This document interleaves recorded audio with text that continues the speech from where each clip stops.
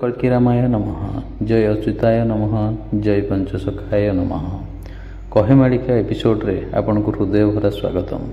जे भी आम चैनल रे नुआ अछंती प्लीज सब्सक्राइब कर दिंतु, बेल आइकन प्रेस कर दिंतु एमती नुआ नुआ वीडियो देखिया पई। चलंतु आज वीडियो स्टार्ट करिबा।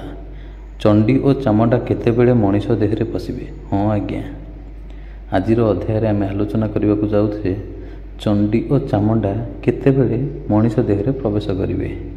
आजिर कहेमालिका रे आमे आलोचना करिबा को जाउछे रामदास पचारुछंती गुरुदेव अच्युतानंद को, व्याधि होइण पिशाची आसीबे प्राणी मानकु गुपते नासिबे। व्याधि रूप रे पिशाची आसीबे बोली रामदास पचारुछंती प्रभु अच्युतानंद को, किपरि एवं केहु समय रे आसीबो हे मोर गुरुदेव अच्युतानंद, केहु समय रे एही व्याधि आसीबो एवं केमिति आसीबो, आउ आमे केमिति जानि परिबा जे व्याधि आसिला बोली।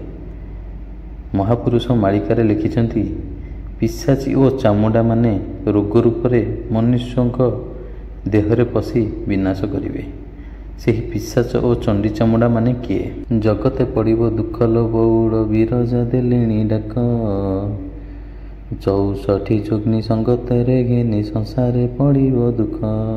जय जगन्नाथ जय श्री अच्युत, जय जगन्नाथ जय श्री अच्युत। जगते पड़िबो दुख लो बौड़ विरजा देलेणी डाक, 64 जोग्नि संगतरे घेनी संसारे पड़िबो दुख। केउं समय आज्ञा संसार दुख पड़िबो चलंतु जानिबा। आगको सारा जगत उपरे माने सारा जगत लोकंक उपरे दुख पड़िबो। विरजा देलेणी देई सारलेणी डाक, सेथि पई पड़िबो दुख। देवी मानकर सहचरी हेउछंती जोग्नि, अष्टचंडींकर जिए तांको अंशरु जात 64 जोग्नि माने। भारत रे 3टी स्थान रे एही जोग्नि मानकर पीठ अछि, जोटा अछि हमर 64 जोग्नि नाम रे नामित। आपण जानि परिबे सेही समय रे 64 प्रकार रोग आम देश को व्यापी आसीबो। जेमिति कोरोना आसी सेमिति 64 प्रकार रोग आम देश को व्यापी आसीबो। और से समय रे कौनसी भी से रोग प्रति औषध भी नथिबो।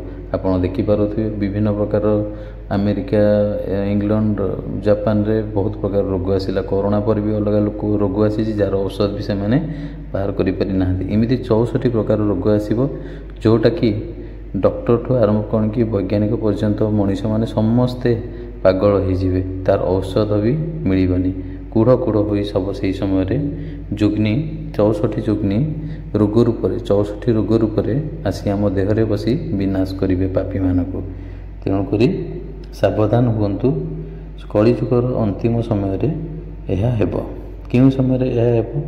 जेतेबेले 64 प्रकार रोग आम देश रे व्यापी जीवो जानिबो संसार रे, सेही समय रे प्रलय हेबो। माने अल्प दिन रे पृथ्वी रे प्रलय हेबो बोली सेही समय रे आमे जानि परिबा।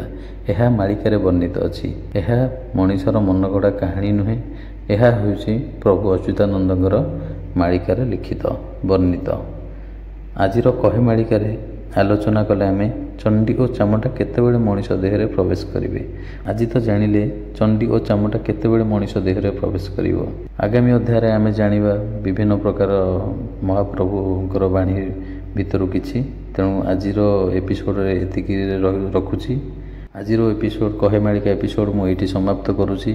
जदि आपनको एही वीडियोटी भल लागि थाए ताले निश्चय देखंतु एवं आपणक परिवार वर्गଙ୍କ सहित याकु शेयर भी करंतु। जदि आपण चैनल नुआ अछंती आपनको सहृदय रिक्वेस्ट आपण आम चैनल को सब्सक्राइब कर दिंतु। Thank you so much for watching and visiting.